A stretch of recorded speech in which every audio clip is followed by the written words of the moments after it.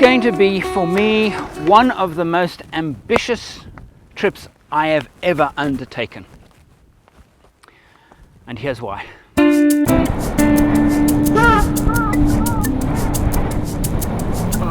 Mainly because it's such a long one, and where I'm going to is so remote. Like some of the programs in the previous series, I am completely on my own. I have no camera crew with me. I am completely alone. Myself and my vehicle. You see? Nobody around. I'm going to take a nostalgic trip back as to why I am so blessed, so lucky to be doing this job, and it's something that I am so passionate about. It all started here, actually, in England, when I was 14. My father bought a Range Rover. I've brought my family here on an uncharacteristically bright, warm and sunny day in England, to the place that the very first time I sat in a four-wheel drive vehicle and was taken off-road. It was my father's Range Rover. He drove it up onto the field, turned it around and drove it back off again. That simple act excited me so much. The very idea that a vehicle like this could give you so much freedom. I will never forget that moment. I was completely besotted with this vehicle.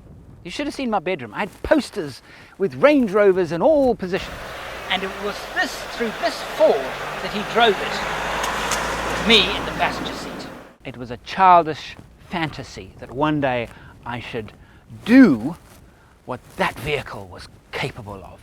I have, of course, migrated from the Range Rover, or more accurately, perhaps the Range Rover has migrated from me. My current mount is a 2005 Toyota Land Cruiser 105 series wagon, a relatively uncomplicated and reliable vehicle, which the current Range Rover no longer is. On this journey, it's got to take me about 25,000 kilometers. It already has 130,000 kilometers on the Odo. And because I am traveling mostly on my own, at times I will be relying on it for my life. One of the reasons why I was so obsessed with this Range Rover was that 2 years earlier my dad had taken me to the Okavango. It is a place of exquisite beauty in the Kalahari, where this river, the Okavango River, spills out like a bucket of water over a kitchen floor. It spills out over this vast area of desert. And it is a pristine wonderland even today. Taken there when I was 12, I was absolutely captivated. You see, even then, I was recording things on a tape recorder. My father had a Super 8 camera, and you can hear it in my voice. The outline of the trees, and the outline of the grass, and shining waters. So from that point on, we went back to England, mesmerized by this idea of going back to the Okavango in a four-wheel drive on our own, which is exactly what we did. We bundled our Range Rover onto a mail ship. We came to South Africa to stay. In fact, the very first time I ever sat behind the steering wheel of a vehicle was that Range Rover in the Maremi Wildlife Reserve, which is in the Okavango. The Okavango, which is I see as the source of all this for me personally, its origins are in the highlands of Angola. And that's where I'm going to go, to find the source of the Okavango. Then I'm going to follow the river all the way down until it reaches the Panhandle, where it begins to slowly spread out into the Kalahari thirstland and vanishes into the desert, absorbed by the heat of the sun. I welcome you to the show.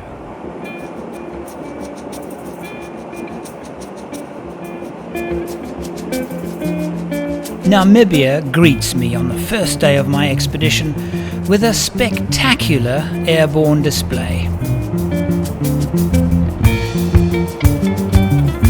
The main purpose of this trip through Namibia is basically to take me from my hometown, which is Cape Town, north to Angola. It would be a complete waste of time to drive through this magnificent country and not actually spend some time on the way through. One of the things you have to put up with getting through Namibia are these interminable long stretches of hot, dry gravel where the scenery is really uninteresting, and if you suffer from agoraphobia you go absolutely mad. As for me, I absolutely love it. There are, on these desolate, barren plains, places like this.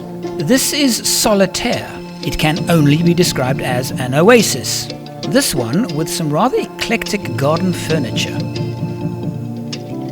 You know, my trouble is, I just can't get enough of views like this. I just can't get enough of it.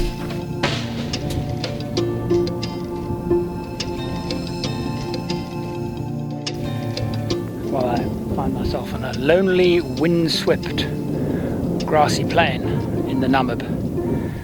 Tomorrow I'll hit the coast. But right now, I'm going to get a jersey on. It's a bit windy and a little bit cold.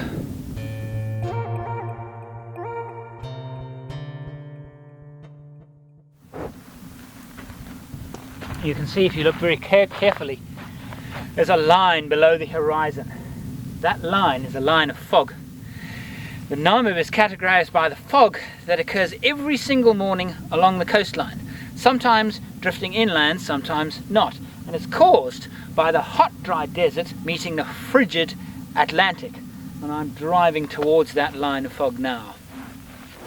Well, I've made it to the coastline. The frigid, angry Atlantic. But you know, I've been here before, and looking at it again, I actually think this part of the coastline is actually very boring. It's very dull. Because from here, about 500 kilometers north, nothing changes. Occasionally, you do get interesting places like the one directly behind the camera. This is Vlotskasbaken, built in the classical colonial style with large gardens and wide streets. Plenty of room for those. I don't get this place. These are obviously holiday homes, boarded up against the elements. But who would want to come here on holiday? Perhaps I have my answer. Some properties even have their own lighthouses, presumably to prevent them being hit by ships. And there are others wish that their house was built on another coastline altogether. So anyway, I'm not sure if I'm going to stick to the coast for very much longer. It's called the Skeleton Coast because of the skeletons of all the shipwrecks, except those that are not under the sand are under the water, and those that are protruding from the sand, because of the climate, they deteriorate and disintegrate so rapidly, there are very, very few wrecks left. Except for this one. It's the Zila, a trawler that went aground while being towed for scrapping, broke its line and drifted ashore. That was in August 2008. I'm surprised that during the 2 years it's been sitting here, it's still so intact.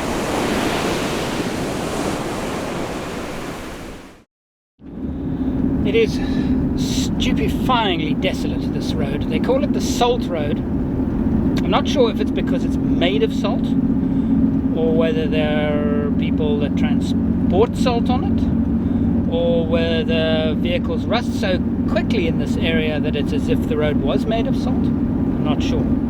It travels all the way up on this road without break, all the way to the Kalahari River. I'm not allowed to travel. You need a special permit, special permission to travel on this road right up to the border at the north. But who would want to do it anyway, because it really is monotonous. It doesn't change very much at all. And what I thought I would do now is go to a place called Cape Cross Lodge. I don't know if they've got camping. Maybe I'll stay at the lodge. I don't know.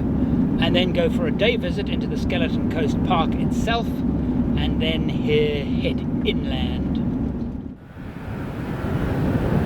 Cape Cross in the year 6685 after the creation of the world, and 1485 after the birth of Christ, the brilliant, foresighted King John II of Portugal ordered Diego Cao, knight of his court, to discover this land and to erect this padril here.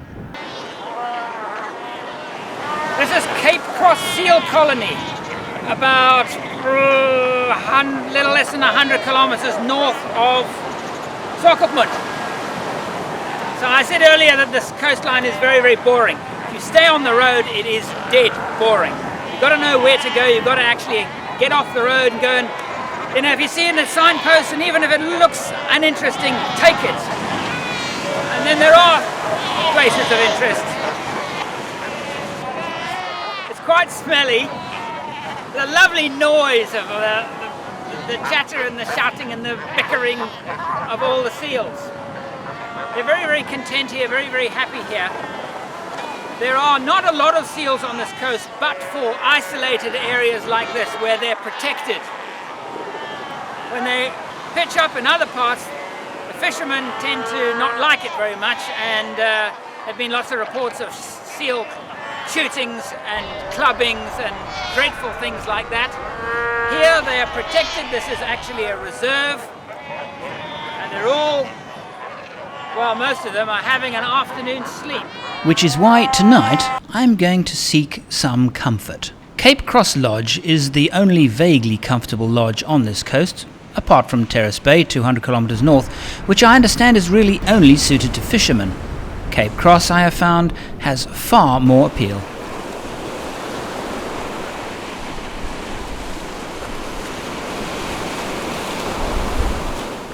Yeah, the best single reason for not camping on this coast is this. The wind is freezing.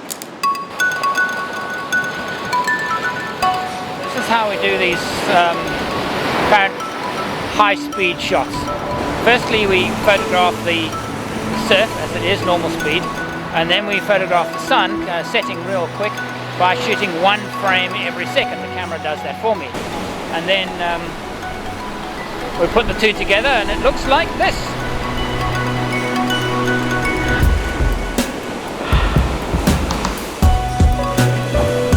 The trouble is, of course, when the sun disappears, we still have its reflection on the sea. You know, I am so glad that I didn't camp last night. The wind howled a whole night. Would have been awful. Really, really, really glad I found myself comfort. I had a lovely dinner last night. Gee, the food was good there. Really, really good. So, heading north on the Salt Road. It's a bit like those roads in Europe where there's heavy snow, where there are those markers next to the road to indicate where the road is in the case of heavy snowfalls. It's exactly the same here. There are markers to indicate where the road runs in the cases of heavy wind, where the sand, of course, obliterates the road completely. I'm now going to try, this is a bit of a long shot. In 1984, 2 years after I bought my first four-wheel drive, I came up this road and looking for a place to camp outside of the Skeleton Coast National Park, to which we're heading now. I pulled off to go and find a place to camp on the beach, and I found a wreck. Now the bits of steel, parts of a crane, a few other bits and pieces were actually left high and dry. The coast had actually receded and they were left high and dry. Now imagine if I could stumble on them again. It was not in the days of GPSs, so I didn't take a GPS fix. I just remember it was not far south of the park boundary. I'm going to go and see if I can find it. Long shot. Worth a try. Alright. I've been looking on the GPS and I found something that might be of great use to us.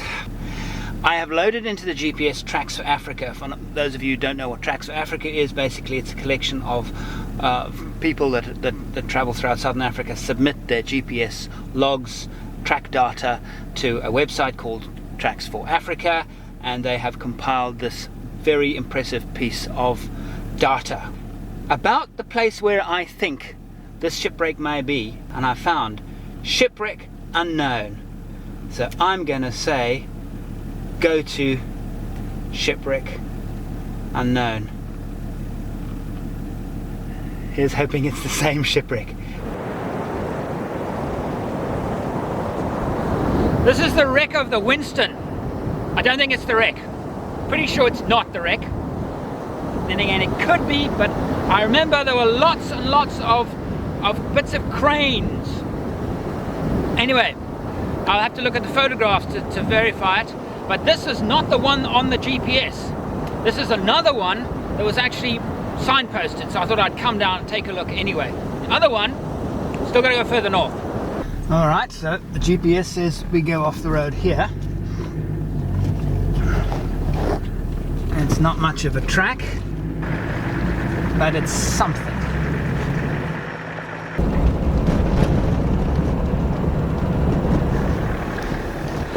There are some areas here look a bit tricky traction wise. They look a bit soft. I must just tread carefully. I'm completely on my own. This is a bad sign, you see. When tracks do this into the ground, it's a bad sign. Oh, look at that. No, this is impassable. You know, I don't remember it being this far away from the main road, but then again, my memory's not that good, best of times. And I certainly didn't have to drive over difficult ground to get here. I remember it was quite sandy, it was quite hilly, there was a ridge that I had to drive over, and it was quite soft because of the sand. This is mud. But the good news is a track. And just take it easy. This reminds me of driving over the salt pans. Gotta be careful, I'm all on my own here. I can see the wreck ahead. I'm sure it's not like I remember. This one's much smaller, and besides, I remember the shoreline being quite rocky.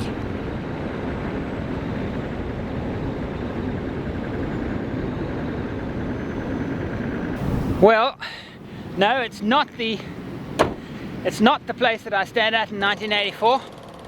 It's completely different, but this is an entire boat. A small one, mind you, but this is a shipwreck.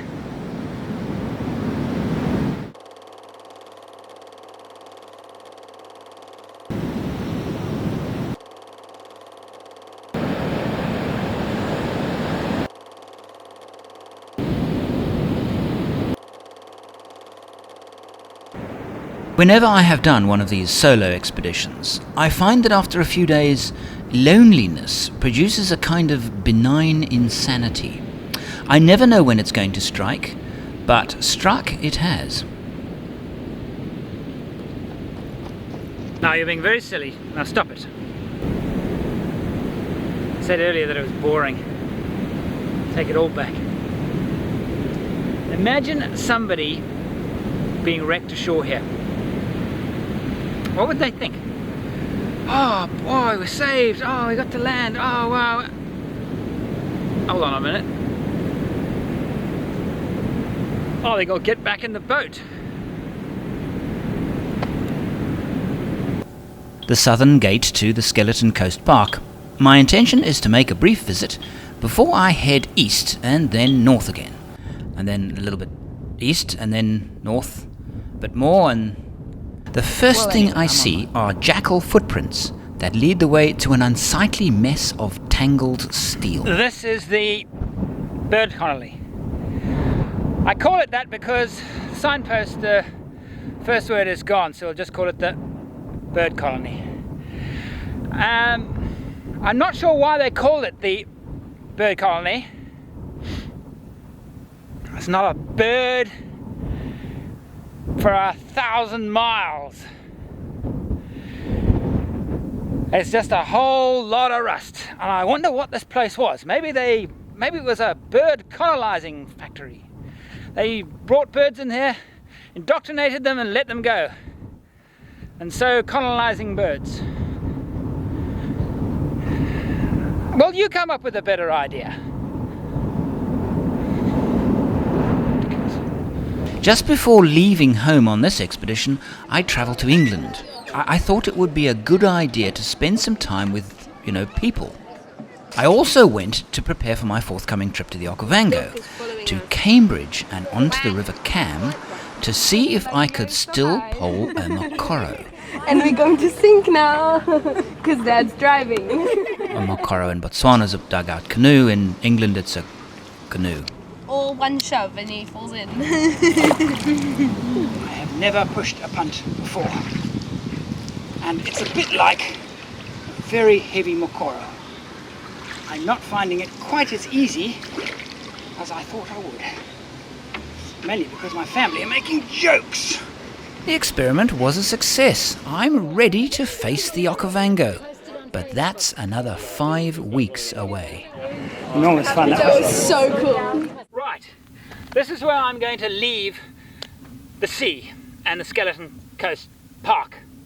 Sea's over there. That road up there continues to a place called Terrace Bay, where there's a little lodge, and Tora Bay, and eventually Maui Bay, and eventually, in fact, then there's the road up there. You're not allowed there. You can't even get a permission to drive that road, and eventually reaches the Koneni with the border with Angola. Instead, I'm going to take what I think is going to be a far more interesting route, and that is that way, east. I'm not really sure what's ahead of me, but I'll be traveling east a bit and then north a bit on my way to the Koneni.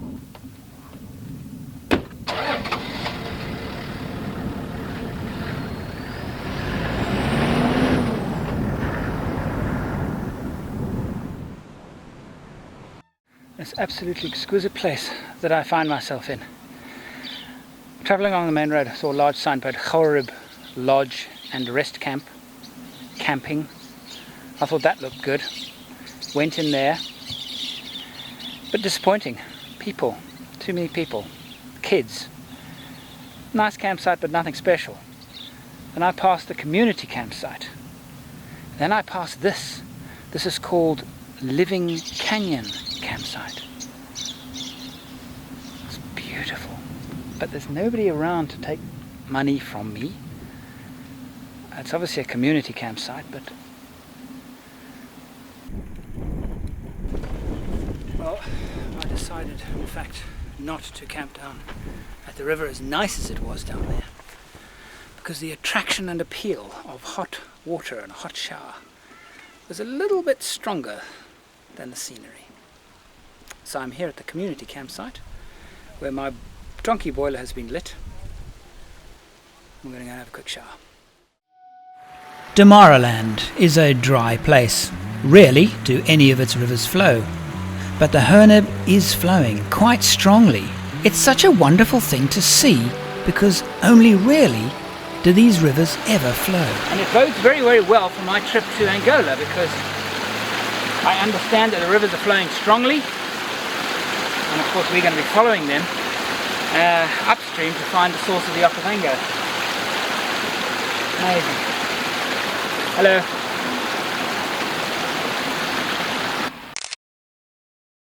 Well, this is where my adventure really begins, because this is where it starts getting very, very remote.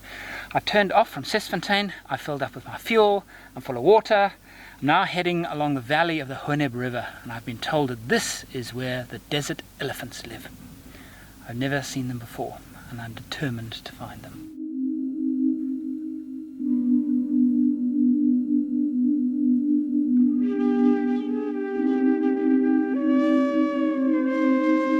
You find me in central Namibia on the first part of my expedition to find the source of the Okavango River in Angola. I'm on my way north, having travelled via the grey-green Atlantic and now through the yellow-baked Namib. This part of my trip I'm doing alone, without even a camera crew. In a few days' time I will meet up with a group who will take me into Angola. Meantime, here in the bed of the Herneb River, I'm going in search of desert elephant. Well, I've got a track to follow on the GPS. where I've been told there are some desert elephants. I'm driving through silt, and the dust is choking, billowing behind the Land Cruiser. I've been told that there is a waterhole to reach before I'm likely to see any elephant. But they were wrong. Within an hour or so, I see my first desert elephant. That's nice.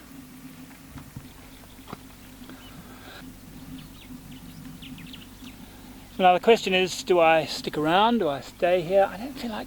I was going to sort of camp close to the elephants, and I don't know, but there's now this big group here.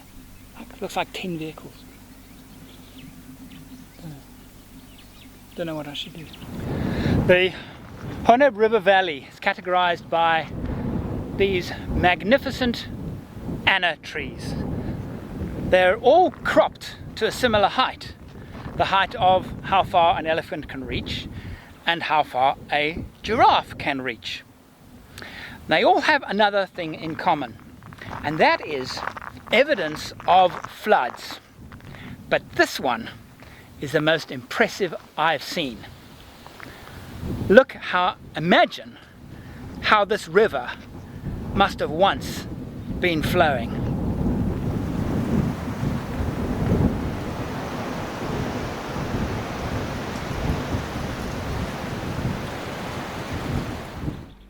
In this river valley there is a man-made waterhole. Without it being here, it's doubtful that in most years the elephants would stick around.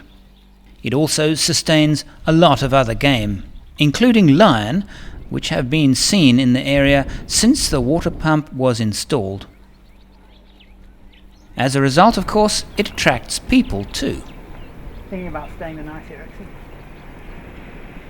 I've decided not to stick around either. I'm determined to be on my own tonight. The thrill of total isolation is one of the reasons why I do part of these expeditions all on my own. My path is blocked by a young bull elephant. Just got to sit and wait for him to finish his breakfast. It's a standoff. 2.5 ton Toyota Land Cruiser versus a 4.5 ton elephant. Place your bets. I'd like to get past, please. Hello? Now, he obviously doesn't speak English, and I don't speak Himba, so it's not going to be any use shouting at him. Come on. You can let me go now. I want to go. Time to make a dash for it. Thank you very much.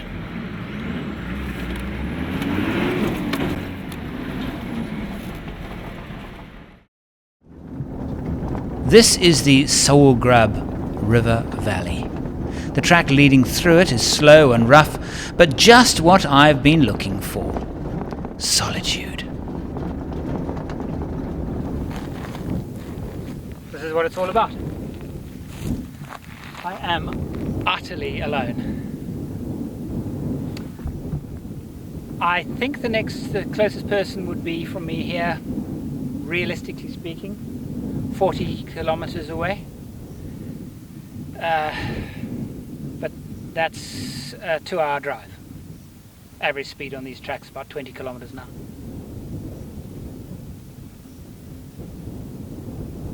And I think this is a much, much nicer campsite than in the river. Well, in the Honeb River anyway. We are in a river valley. There are animals around, a lot of gemsbok, a lot of ostrich. There are lion in the area, but where I'm standing now is very, very far from permanent water, so it's unlikely. I'm certainly not going to worry about them.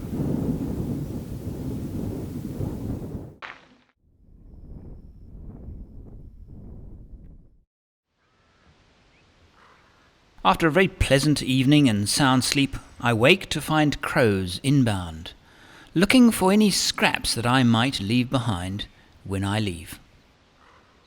How do they know that I'm not going to stick around? Well, after a very, very pleasant night, the utter isolation continues.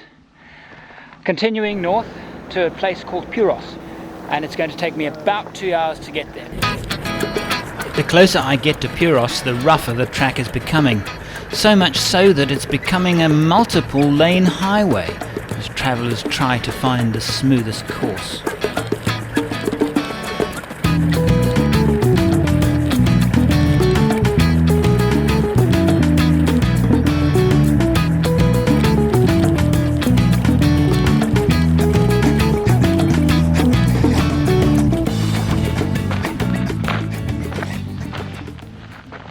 Well, this is Puros, such as it is. I was under the impression that the cocoa felt had a good dose of rain and that it was green. This is even more barren and desolate than I remember. What do they do here, apart from look after the occasional traveller such as myself? This is the bed of the Hoarabib River, running through the town, hardly a town, of Puros.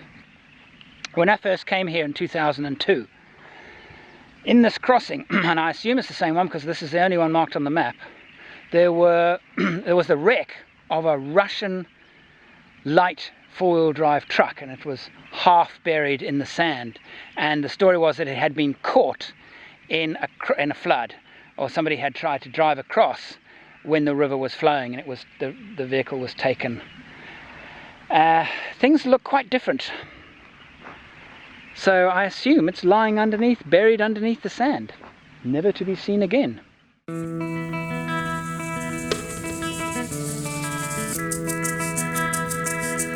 I'm heading due north now towards the Kaneni River and the Angolan border. The further I go, the rougher the road gets.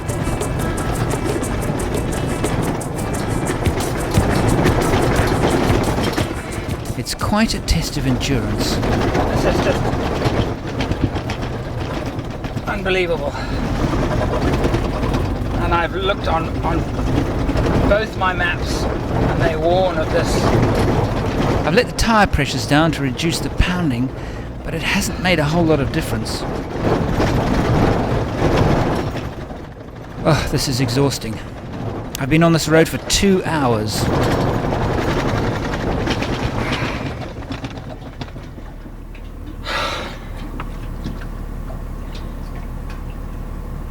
It's unbelievable.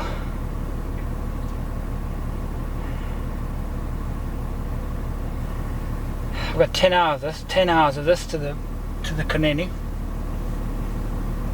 and then 10 hours, and well, actually, given this condition, probably 12 hours. Push on I must. You see, that the other problem is, But I'm not enjoying this one bit. I've got to come back this way to Sesfontein. Not exactly the same route as I've come up to now, but from this point, I've got to come back here. There is no other route. Well, these corrugations are hell for roof rack feet. And I'm carrying more load than I would have generally liked. I'm not that happy with this arrangement. It's a bit heavy for me on the roof. Do I carry on, or do I carry on? 24 hours of bashing my car to pieces. Is it worth it? When one travels on one's own, you've got to weigh up you've got to weigh up the balance of risk, and the further I go north, the more remote it is, without question. Being on my own, jeopardizing the Angola part of the trip because of vehicle breakage, tires and time. These decisions are never easy. They're never easy. So be it.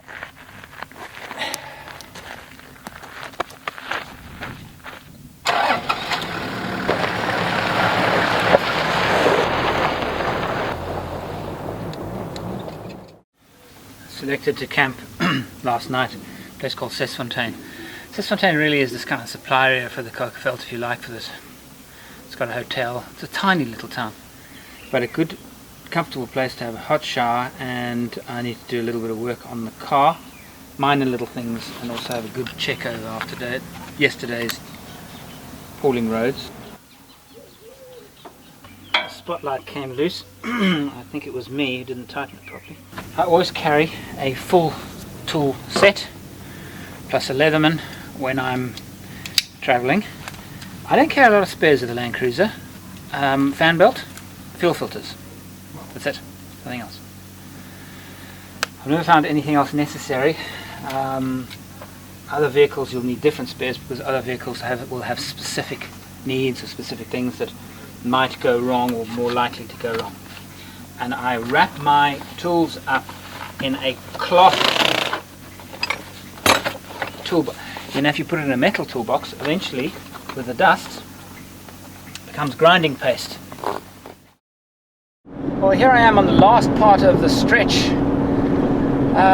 The last stretch to the Kalahari River again.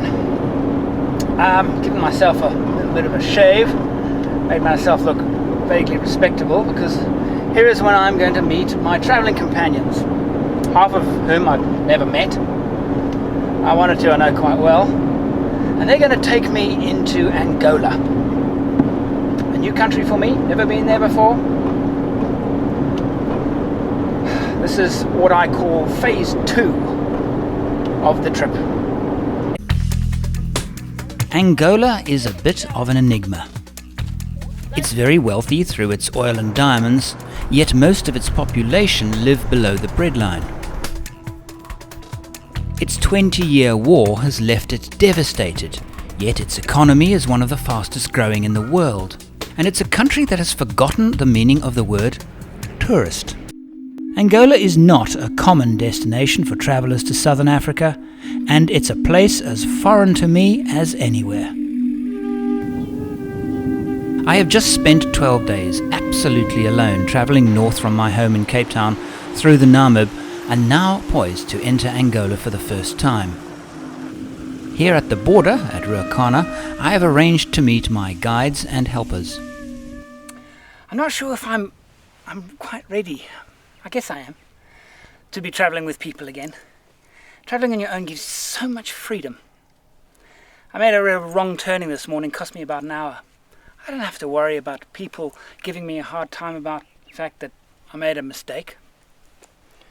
But anyway, I'm meeting a group of people. I think there are 7 of them. I know 2 of them. The others never met before. But these people are going to take me into Angola, which for me is a brand new country, new culture, different language. Not confident enough, certainly, to travel through that country on my own. And I also know that these people will be able to bring so much more to what I see, what I experience in Angola. So, here's 2 people again.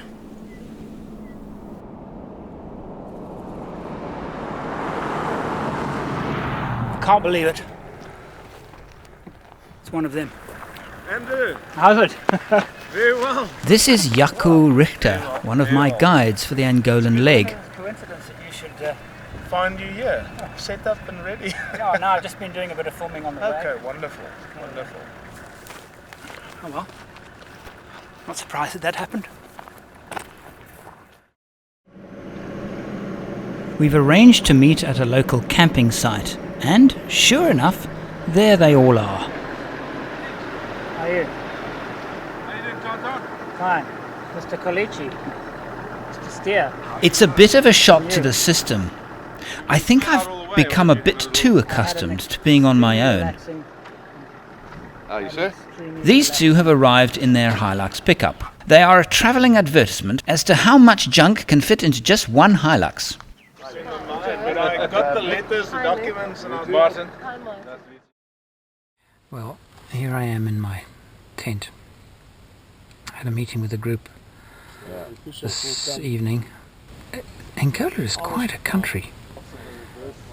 For starters, we have to drive on the right-hand side of the road. 2 different types. Plenty of roadblocks, complicated border crossings, It's a bit like Botswana was 25 years ago. Twitchy, but we'll see. Been met this morning with a problem with the cruiser. The split charge battery system has failed. I'll have to bridge these batteries somehow. I'm not sure how I'm going to do it, but I think I'm going to be able to. Next thing, it's time to fill up with fuel. Angola is confusing me already, and I haven't even crossed the border yet. I've been told to fill up all fuel tanks, but I wonder why, since fuel in Angola is reportedly so cheap. And heading now to the Namibian border, recording this on a minute camera, because I want to get some footage around the border post, but don't want to be seen to be doing so. But before we hit Angola, we're going to have a look at the waterfalls. This is the Ruacana Falls. I've waited many, many years to come here. And while it's magnificent, I've got this little knot in my gut, talking about the Angolan border post. In fact, when we go across the border, I'm going to have to drive on the right side of the road, but I'm on the wrong side of the car. So I've got this knot of tension, and I'd be quite pleased when we're through the border and that's past us. The falls measure 120 meters high and 700 meters wide at full flood. The river runs westwards and spills into the Atlantic.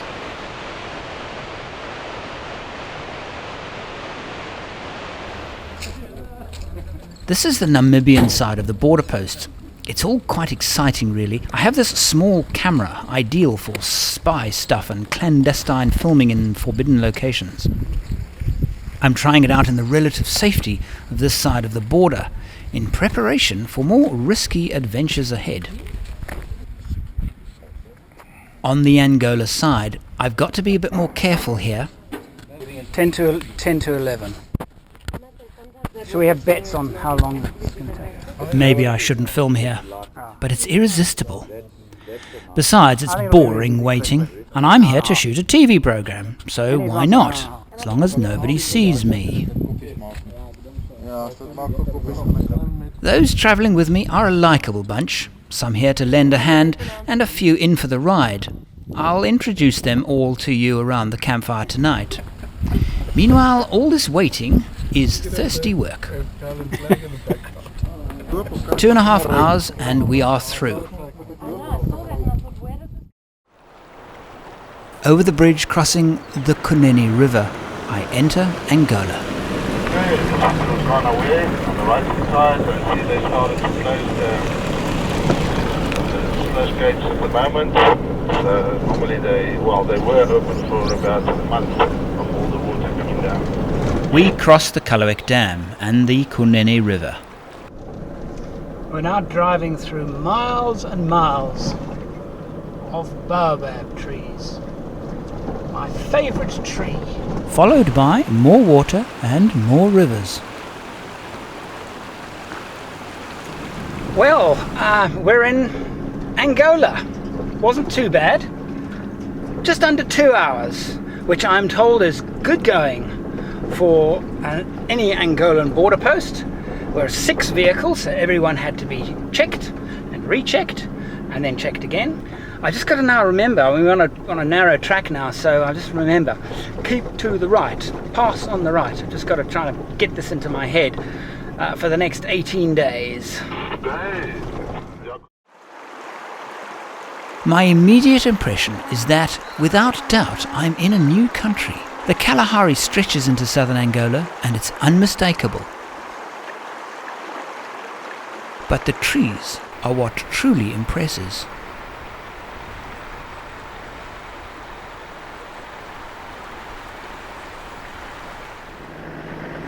From virtually no baobabs south of the border, they're suddenly scattered everywhere.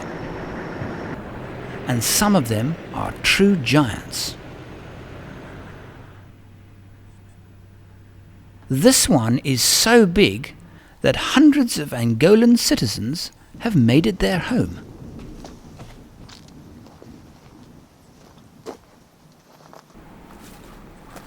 I'm standing inside a baobab tree right inside its trunk. There's a slightly sickly sweet smell of the bat droppings. There are hundreds of them in here.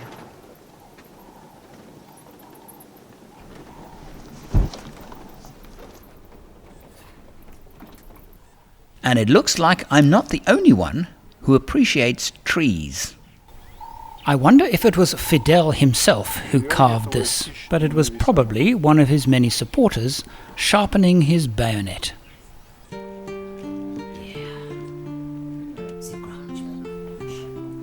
Our first night stop is right amongst these beautiful baobabs. Time to meet the group and to get to know one another.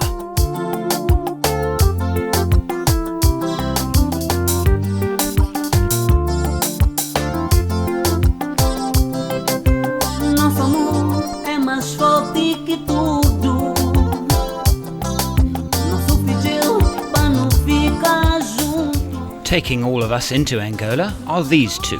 Jaco Richter, on the left, fought here during the Bush War that involved South Africa. Jaco is an expert in the history of the war. On the right is Andre Lecoq, our guide working with Live the Journey. Both have lots of experience of Angola, but neither speak Portuguese. That we will leave to Gonzales. Gonzales speaks Portuguese, English, French, Italian, several back languages, and is learning Afrikaans. Then there is Jaco Angelini. Jaco is an old client of mine, an award-winning cinematographer and film director. He saw my previous TV series and made contact, asking if he could come along. And he brings with him his talent for film and for cooking. Then there is Martin Steer, producer of this series, and his good friend Nick Colici. And Skulk, here to lend a hand with Andre and Gonzales. And lastly, Joe Radcliffe, a photographer and lecturer who, for the past 2 years, has been photographing Angola. They are trying to hang a light, I think. It never ceases to amaze me what some people bring camping.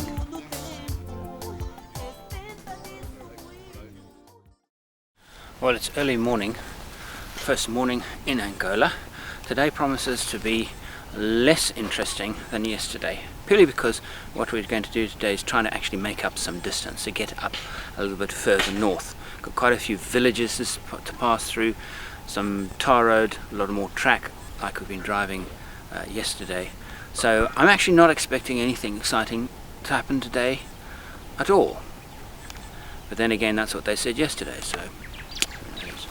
Some may remember yesterday I bought some Vaseline. It is not what you think. I use it for the catches on the back of the car. I squeak like mad over these rough roads, and I use Vaseline because, unlike grease, you get it on your clothes, it washes off. We enter the outskirts of Sigongo. Nice seeing everybody waving. Gotta remember, pass on the right, pass on the right. Okay, can everybody see us? Because it's quite tricky over here. Just keep your eye on the next guy. Within an hour or so, my right-hand drive, town driving, convoy driving skills are being tested, I think they went and straight. soon found lacking. I'm not 100% sure they went straight here, but... no, I've messed up. Sorry guys, you got too far ahead, I messed up. I'm forced into learning quickly. Back at that turning circle with Eduardo dos Santos. Now the main purpose of driving through Zigongo is to find fuel. Just keep coming straight, back to the Nosso Super. Past the first fuel station, there were about 24 trucks queuing outside it, waiting for fuel. So we went straight past to see if we can find fuel somewhere else. This is the main north-south road, so we probably won't be able to find fuel here. Not that we're desperate for it, but when travelling in Angola, you should get fuel whenever possible because it is just so unreliable. I think it's the bank manager. You know, the one with the red shirt running alongside? Now that's what I call service. He will hopefully turn out to be a mobile bureau de change. Gonzalez is going to exchange some money for us, some local currency. So that's what I'm going to put together now, some US dollars. Let's see, 1, 2, 3, 4, 5, 6. Oh. Yeah, give him. That's better, yeah. It's a little bit unorthodox to do banking with somebody where you begin the line by saying, "Hey, psst, buddy."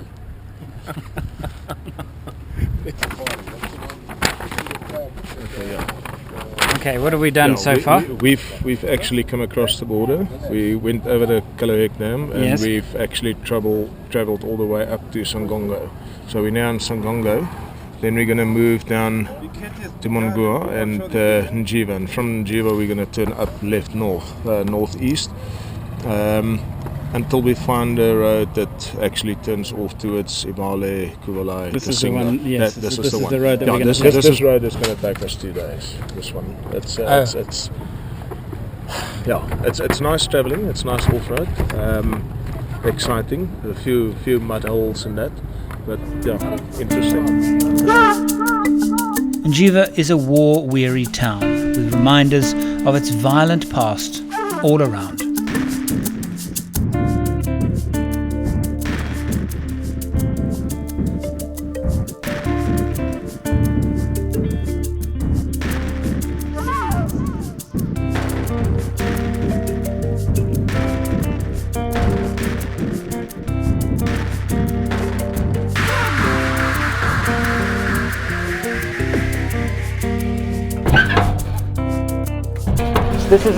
This is a T-54. No. T-54 is a tank. These are all amphibious tanks. That's why they've got the wide, flat bellies. You being able to swing it around completely because it's got no blockage. It's just the weight. Amazing how good the bearing is after all these years, eh? Smooth. Yeah. Wow, look at that. Eh?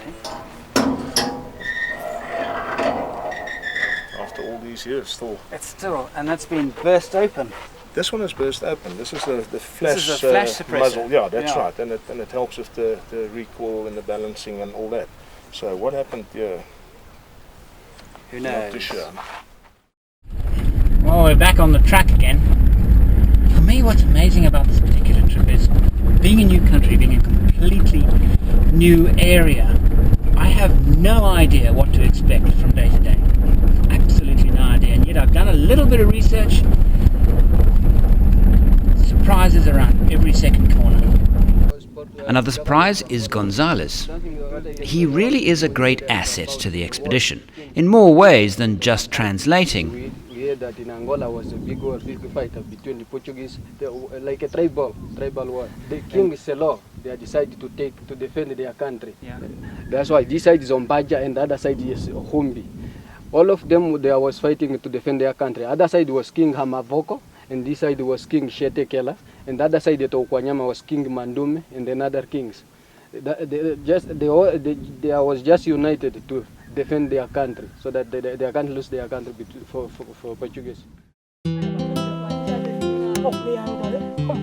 Our evening camp is far enough outside the town of Njiva to be comfortable, but as usual, the locals are intrigued with our mobile homes. They bring lively laughter and chatter, and in their own way are welcoming us to their world.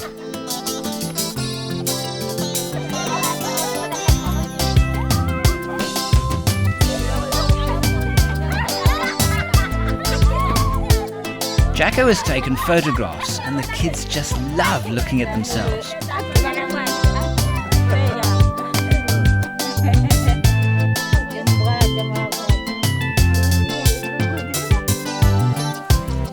Derrubei todos os meus sonhos, desisti por um momento, retirei de mim o teu olhar e a tua presença, lutei contra o coração, abandonei tudo por medo, neguei sentir por te amar. Day 3. We're moving north. We did about 200 kilometers yesterday. and we're moving away from the urban areas and into areas far more sparsely populated, but into areas where there is a danger for us all. It's going to be odd because we're going to be traveling on roads which are completely safe as long as you stay on the roads. Walk off the roads, turn your vehicle around off the roads, and the chances of being blown up are quite severe. Time for shave.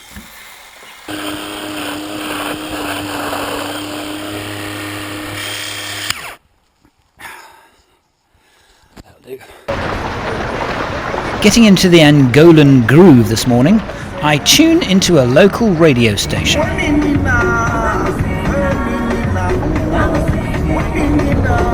Andre has told us over the radio that if the bridge ahead is down, we will have to take a major detour. A day-long detour. I guess we're about to find out if we're going to be going through or going around. 2 days it'll cost us if we can't get through. Okay, we're just waiting for Andrew to cross the bridge and set himself up on the other side, and then we're gonna go over the bridge itself, I think. It looks like we're in luck. The bridge is up. Damaged, but still passable.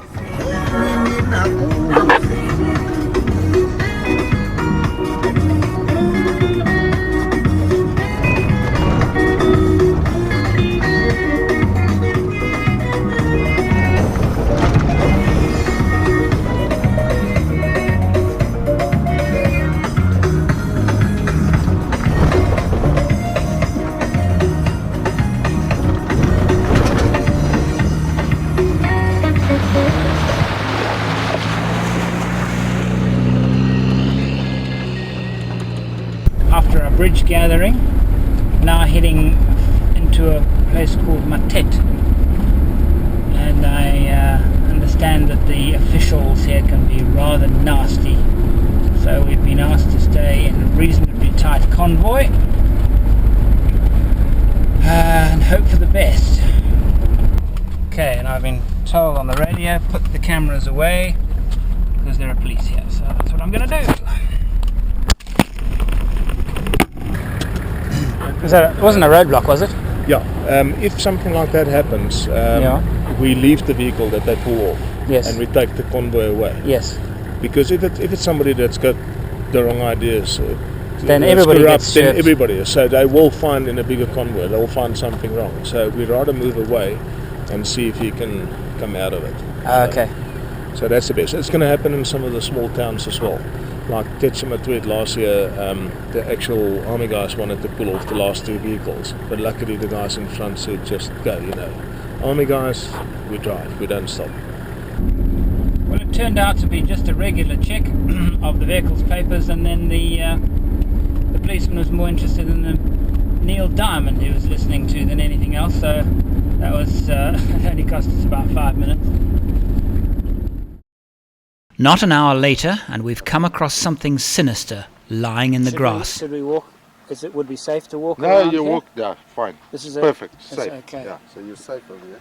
So you're trying to work out what this is. Yeah, it looks like it's some part of a... It's part of a missile. Missile thing, yeah. That's one of the SAMs, most probably. The SAM as big as that? Yeah, your big SAM trees and your SAM trees are quite huge pipes. I've got photographs which I'll show you guys. But what are the chances of actually finding a part of a missile? Because missiles That's go amazing. bang and then that's it. Absolutely. They're gone. Yeah. But we must remember this area is a very crucial area where your actual aircraft would fly in from here on sorties and things like that. So as well. So like you would have along I'll show you the three missiles. This is what we were looking at.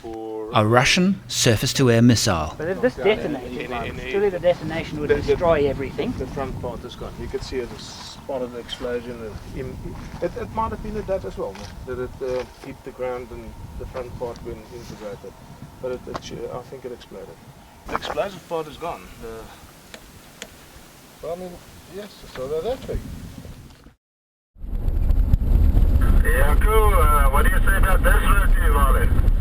Not too shabby. Great grateful. I suppose that it's much smoother than it might have been, but boy, it's dangerous. The driving is quite tricky because people coming in opposite direction, they get over. Well, not much. There are lots and lots of taxis. Taxis here are 10, 15-year-old Toyota Corollas. And they go like rally drivers on these dirt roads. This is one of the bridges that the Benguela railway line is running underneath us. It's just been repaired by the Chinese. And these two holes, this one over here and that one that they filled up with rocks, might have been an attempt by UNITA to blow the bridge. Normally the damage caused by landmines, because it's designed for the effect to go up, you get actually very limited damage to weaken a bridge enough that it cannot be used. We're going to reach other places where they've also used landmines that try to get it underneath on top of the pillars. This bridge unfortunately has just got the two ends and no pillars in between, so they had to try and do it from the top. And yeah, not a successful attempt. It's a seriously peculiar feeling driving along here and seeing these markings saying that if you stay on the road you're 100% safe, but if you veer off it you're gonna die or have your leg blown off. Apparently over 8 million landmines still lie buried in Angola. For the past 20 years, Angola has been at war, to begin with outsiders and then with itself. In a forest north of the town of Njiva, I have come across a gruesome scene, one of the very last casualties of the war. What happened here, Gonzalez? What happened here was Eugenio, the owner of this vehicle, was coming from Techamutet to Kunene to Njiva. When he came here with his people on the vehicle, get a mine. Then when he traveled this mine, it was a big accident, as we know. And all of them, they are died here. Only the driver who survived. That's why they took those dead body and buried them all them on this side. Yeah. And it was happened on 8 August 2004. Okay, and how many people? The people, I don't know, they don't know honestly, but they are saying it was many because the car was full of people. But they remember that who survived on that car was only the driver. Yeah. And ask him, has the landmine clearance teams been through this area already or not yet? Ele estava a perguntar se nesta área aqui. Incredible what a mine can do to a double cab. Limpar esta área ainda continua. Desde que foi bom investir nisto. Havia passado a desminagem. Sim. Havia passado a desminagem. Esse ali é o chamo que tem uma área. Vou encontrar uma ponte. Strong to send this mining company here to dismine this place, and he's saying it's not very, very clean, but from this was one of the last accident on this place, and from 2004. My camera is attracting a bit too much attention, so I leave the roadside with Yaku to view the memorial. It turns out to be an unmarked slab of concrete, still surrounded, no doubt, with landmines. We tread very carefully. Are there any markings on the concrete itself? No, unfortunately not. It's totally clear. There's no markings. If it was not for the information that the guy on the motorbike gave us, we would not have known who was buried over here. It's a pity. Some of the other sites that we hopefully will find, there is markings with dates and an idea of what has happened. Choosing a spot very carefully, Andre selects a campsite deep in these splendid forests that have become our friends over the past few days.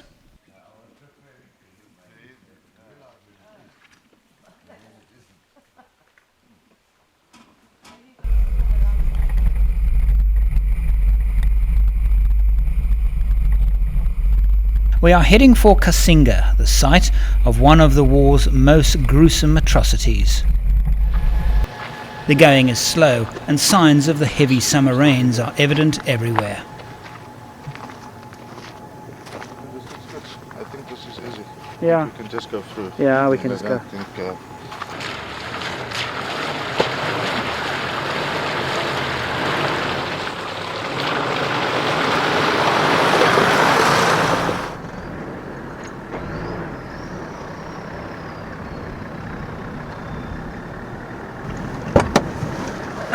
Got to check and see how you get around this. Looks like quite a tricky obstacle.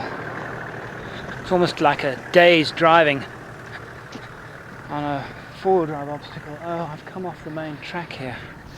I think this is it down here.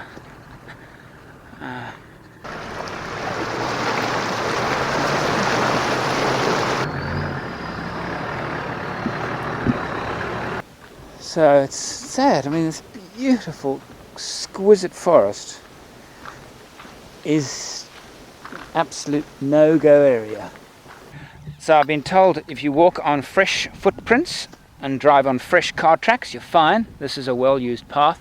Fine in terms of treading on anything sinister that's going to take my limbs off. It's amazing. Gee, I love this kind of travel.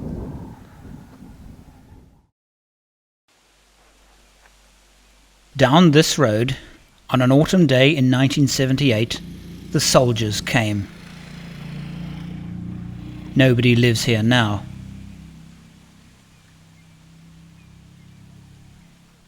This is Cassinga. The day after the soldiers came, 624 people lay dead, 611 civilian. Over 30 years on, those who have done the killing, those who fought the propaganda war on both sides, reflect on what war does to a nation. There are no winners because surely the enemy is war itself. Cassinga will be rebuilt, although some say it should remain a memorial. Its martyrdom stands upon hundreds of martyrdoms in Angola, Namibia, Botswana, all of southern Africa.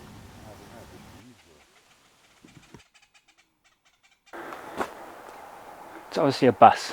Yeah, this is one of those stories about Cassinga that I don't know if anybody will ever know what really happened. It's believed that 116 children. One side of the story is that they were kidnapped out of Ovambo, and another side of the story is that they actually left Ovambo land because they felt safer this side. So this is very much a crucial part of Cassinga itself, saying that it was a civilian town, where 116 children were transported up here from Ovambo land in this bus, and yeah, what happened to them we'll never know, but if they were really kidnapped and if they left out of their own free will.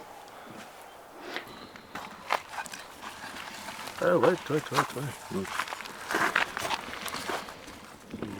Yeah, that's so long ago, but it's a little bit short for AK-47. Cassinga is not a very nice place. The memories hang in the air, and as for me, I'm glad to see it behind us.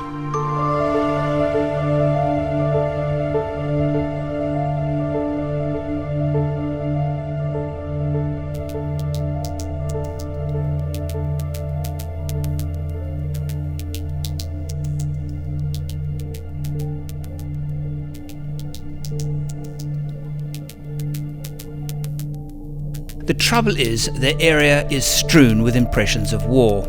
We are heading further north now, to what Jaco has called the Road of Death. I can't wait. But first, some civilization.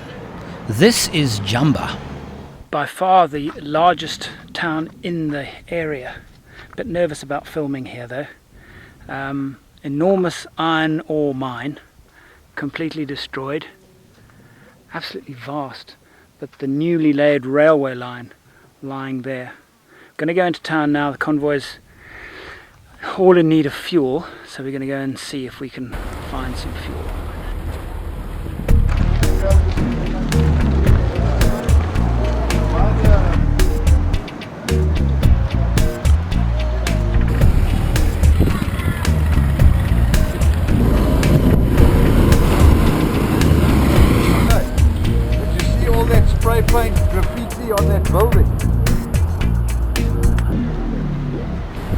come on the other side, is there two policemen standing. No? We must be focused to them. Where? Other side, I can see them. I can see them. No?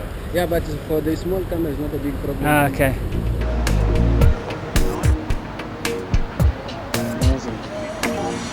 As you can see, this building falling down. This was a storeroom for the gunners, armament. We call it armament in Portuguese, the room where we can store our guns and all this stuff. One the guy smoking, leave his cigarette, then it blowing out, start burning, you know, because it's the gun bullet, is that cause to the... And I was asking also, the guy is not remembering nicely there, but he's saying it's from 70 to 75 is there when this was happening on this side.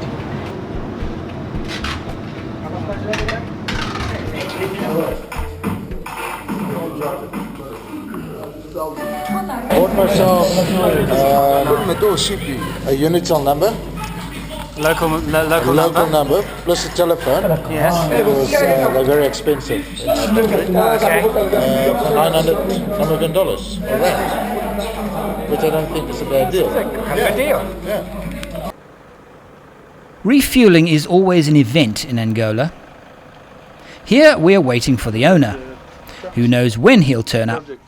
But until he does, we can't move. Hopefully, hopefully there's fuel. But if you take a town like Manongi, and if you take a town like Uambu and all these places, which is quite major towns, the truck will come like once every week or once every 2 weeks. So when the truck arrives, there is like 1 million people standing there with all their cans, and they just fill up. So as the tanker empties, they empty the pumps immediately within a day, and then off they go, and then they sell it at home for a little bit of a profit. Yeah, they sell it in these little 750 milliliter bottles, wine bottles. You'll see it on some of the roads actually, standing next to the road trying to sell it to us as well. With full fuel tanks, we head west. Andre finds a track, and we set up camp for the night. As usual, we have visitors. But these... sorry, no, I'm not giving them my oranges.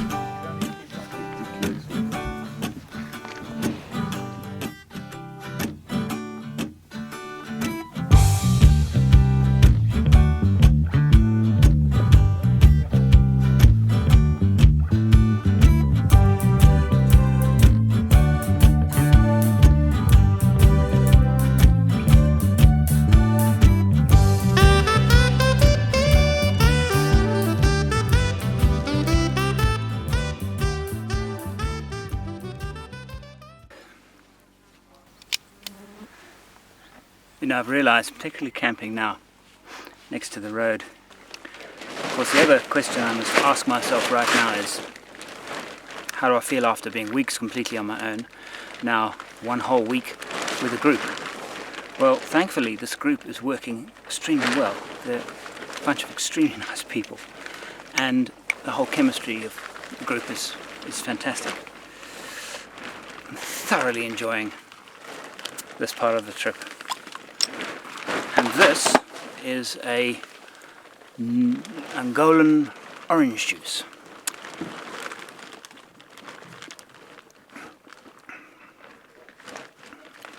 That's good. And now? Oh, sorry. We just checking out the water, so it keeps a little bit.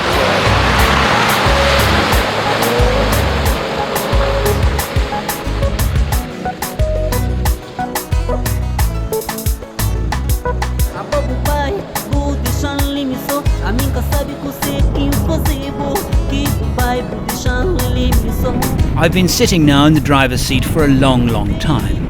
I think a short interlude would do me good. I must say it's quite nice being in the passenger seat. It's been 4 weeks, just under 4 weeks, and I suppose about 4,500 kilometres. Stick around.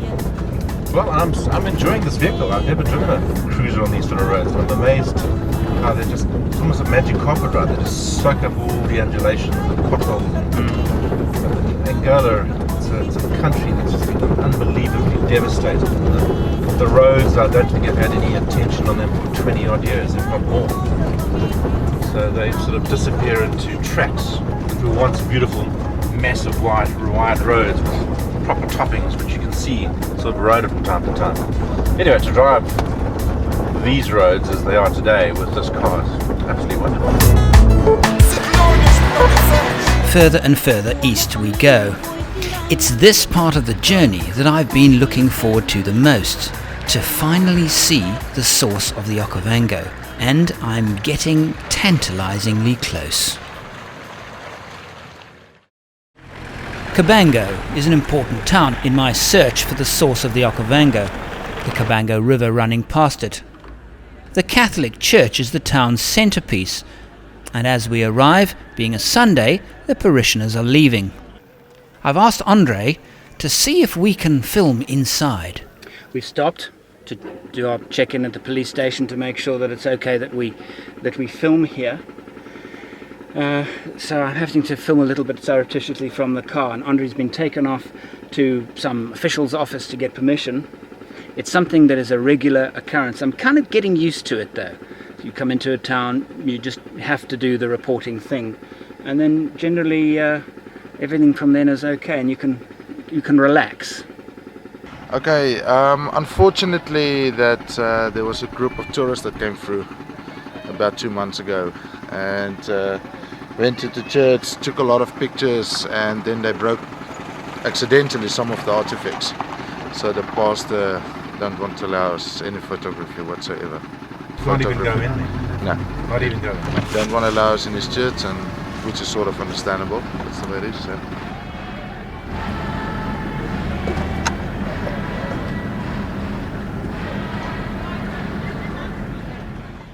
In my search for the source of the Okavango, this river, the Okavango, is the most important.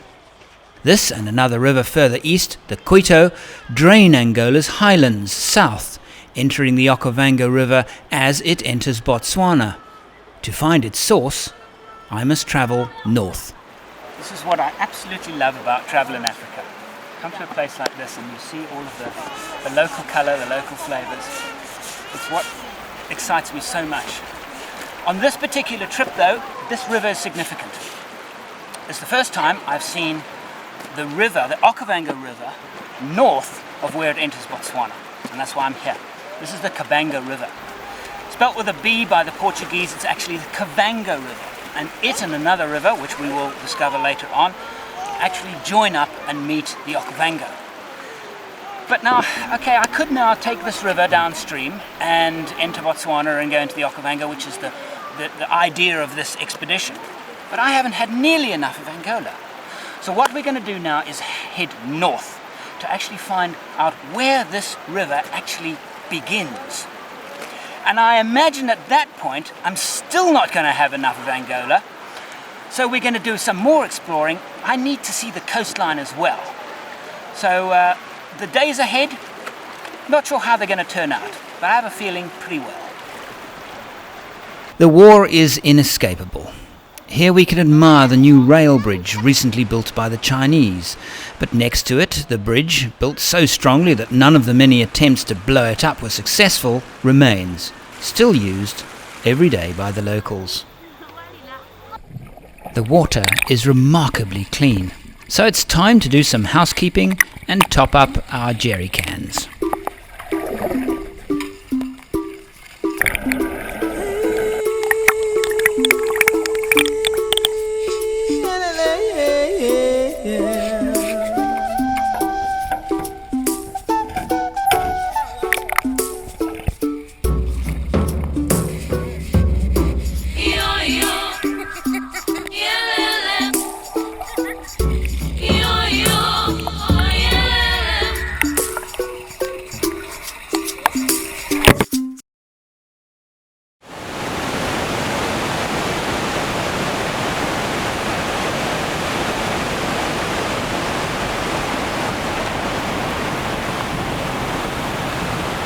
This is the River. We've only travelled about 30 kilometers further east.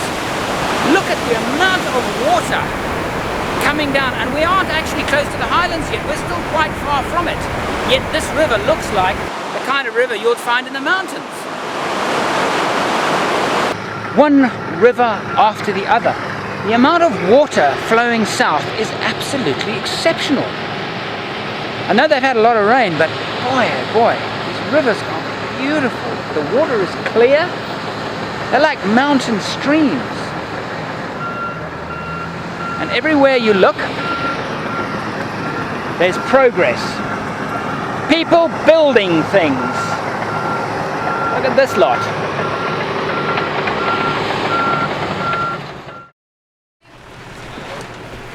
Yet another river. This one is the Quito.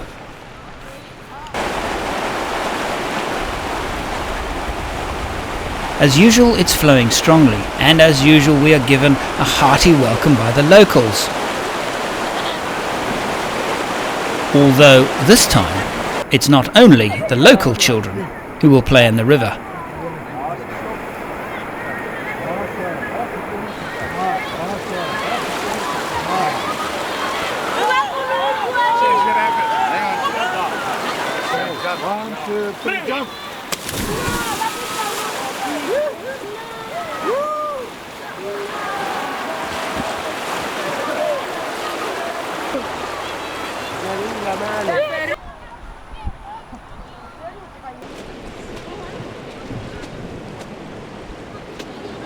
One of the remnants of war most poignant is one that will soon be removed as the roads are rebuilt.